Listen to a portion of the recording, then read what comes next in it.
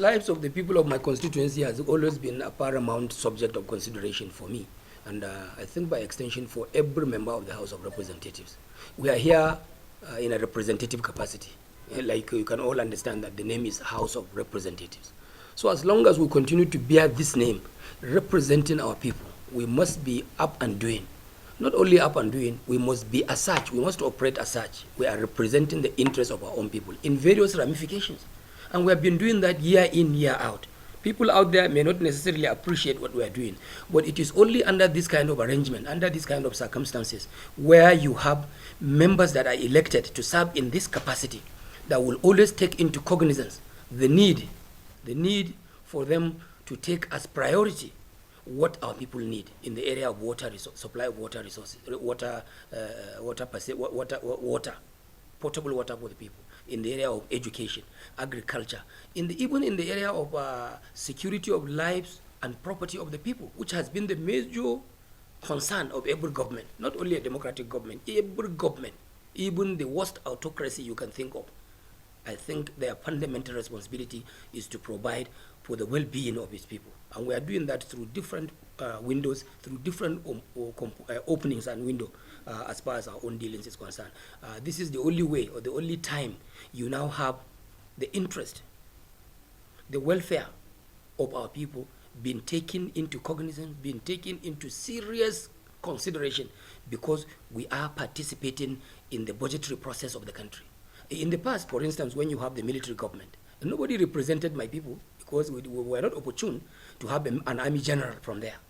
I did not have the opportunity also to have a permanent secretary in any of the federal ministries.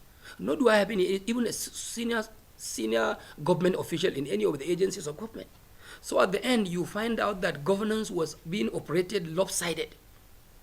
But now that we are operating democracy, the institution of the legislature, and specifically members of the House of Representatives, provide that link, that gap, that missing gap is now, that missing link is now bridged. So whatever we are doing not only in the interest of our people, we are doing it in the interest of the well-being and general coexistence of the country you call Nigeria.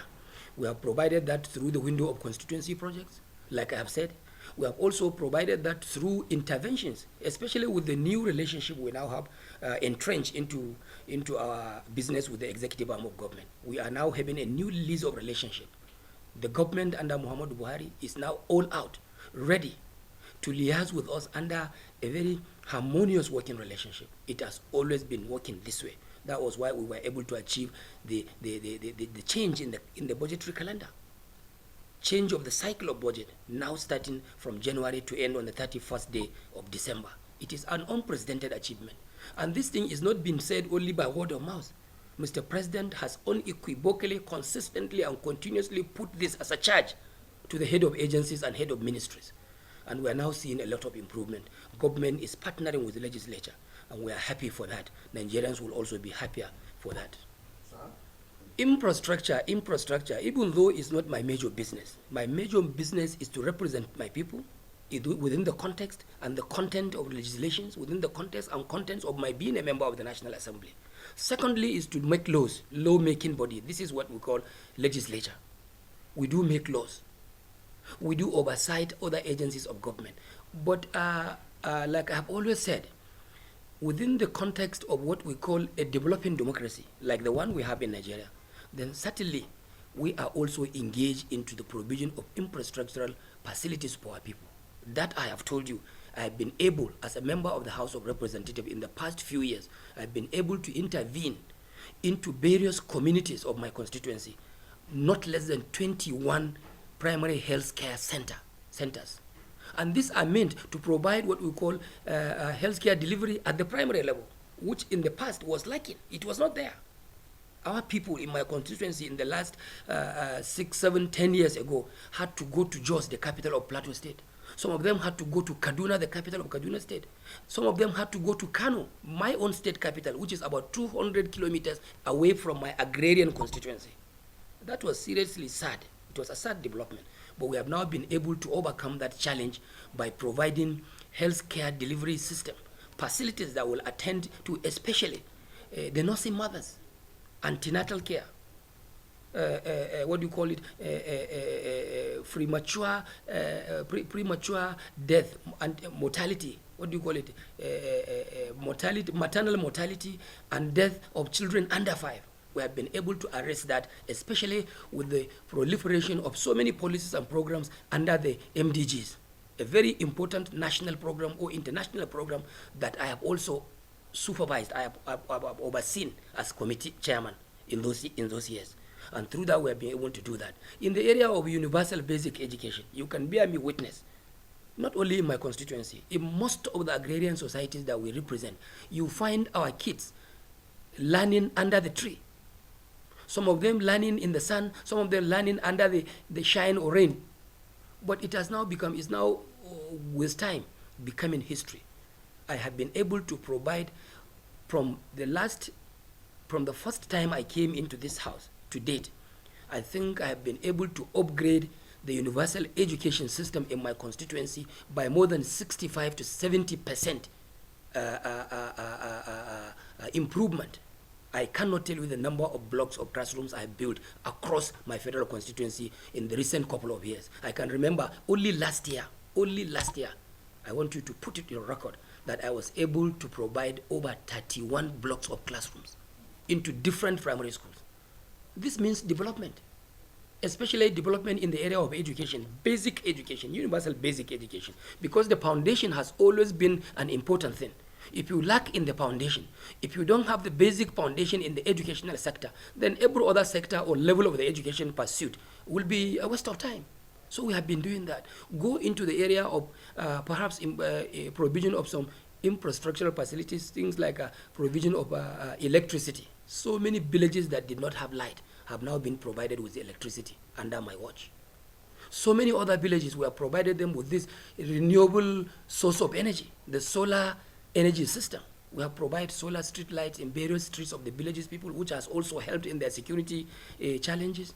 We have also provided, what do you call them, skill acquisition centers, where our youth are trained to learn a lot of trades, tailoring, shoemaking, a lot of things, bathing, fish selling, prison of fish, and what have you. These are all issues that we have always subjected to our consideration, so that at the end we will now join hands with Mr. President to fight poverty out of our country.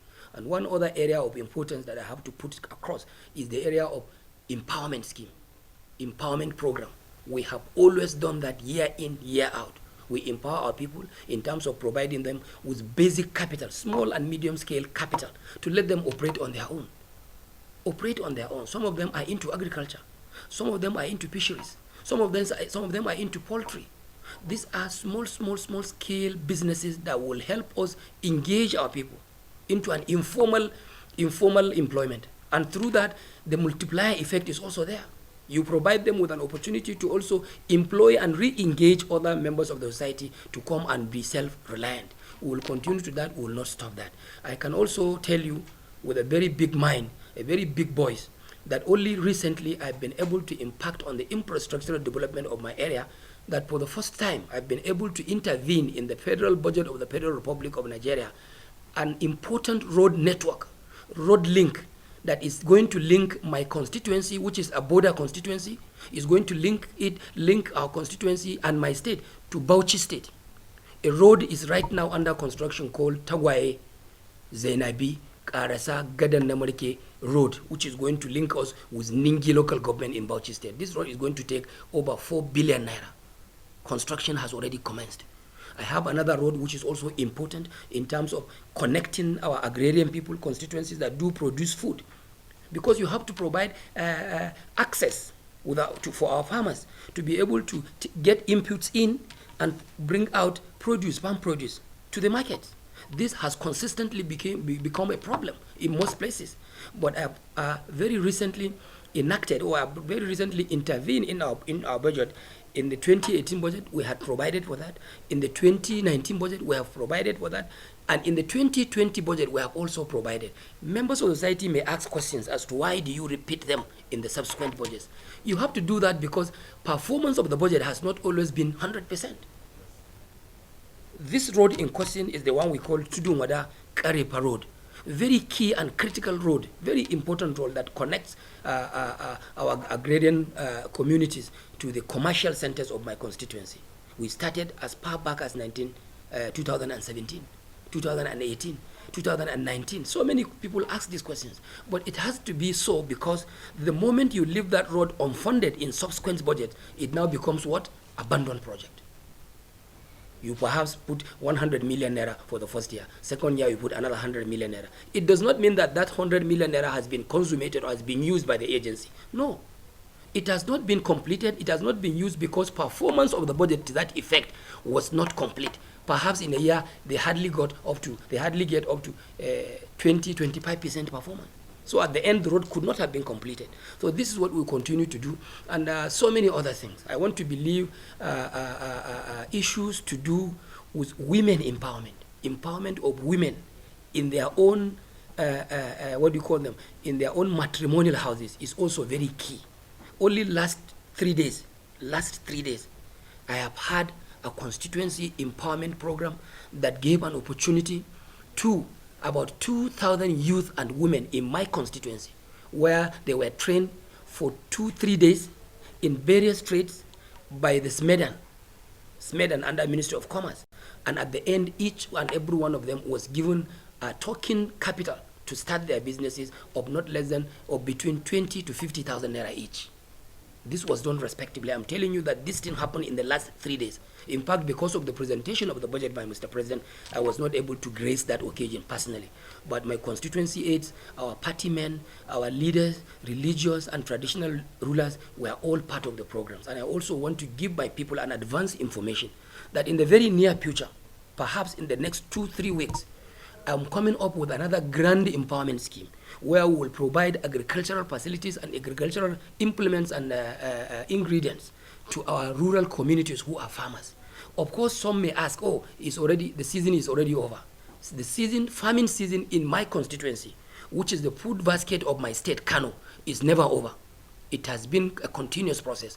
We do the normal rainy season farming. We also do the dry season farming. So this is a scheme that is going to empower my people to also have some kind of intervention from me that will help them begin the dry season farming in their various endeavors. We are going to do that. We will provide fertilizers for them. We will provide improved seeds and seedlings for them. We will also provide some small capital for them to be able to rejuvenate and be able to rejig their own capacity as local farmers.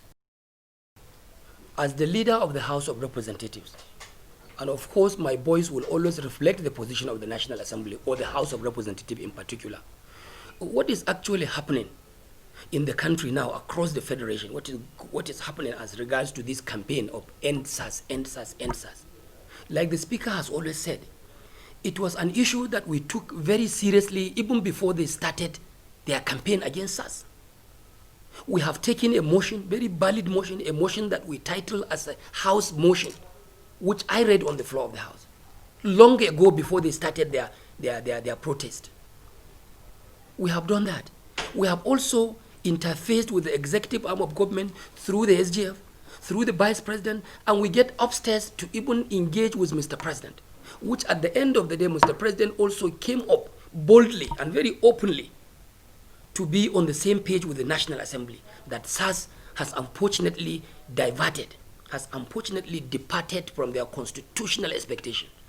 The National Assembly, the executive arm of government, and even so many other stakeholders, we are on same page on that. But what is beginning to be funny, I have to say it openly, this one is my own opinion.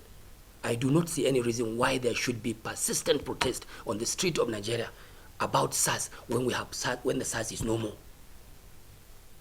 The SARS is no more. Whatever it is, you said SARS, we have scrapped SARS.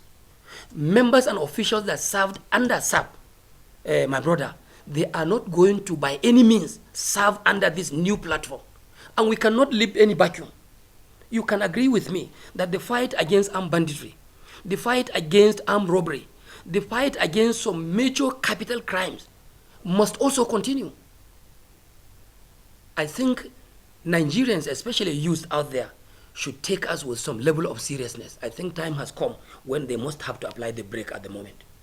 You must have to apply the brake at the moment to give us that confidence, to give us that sense of trust. We are elected by the people, and we always care for their concern. Give us some time. You will not imagine some of these things that border directly in the Constitution. Most of these issues are embedded in our constitutions. And as it is today, Benga, whether you like it or not, they remain as laws. They can only change when we are able to review and repeal the existing laws. So you will not expect us to make magic. We have given our people, especially the youth, the commitment that we will act on this. Those things that we can be able to make through partnership with the executive arm of government, we have done that. An executive presidential order served. The IGP acted. SARS is now scrapped. So I don't think it's going to be an acceptable development if anybody else on the street will continue to shout, oh, Endsars, Endsars. Which SARS again? We have ended SARS. And Nigerians should give us that benefit of doubt, and let us see what we can now do from now onward. We have just inaugurated the Constitutional Review Committee. Some of those plows, some of those obnoxious provisions of the constitutions that provided the police this kind of unfettered right, flagrant right to abuse human rights and violations, are embedded in the constitutions.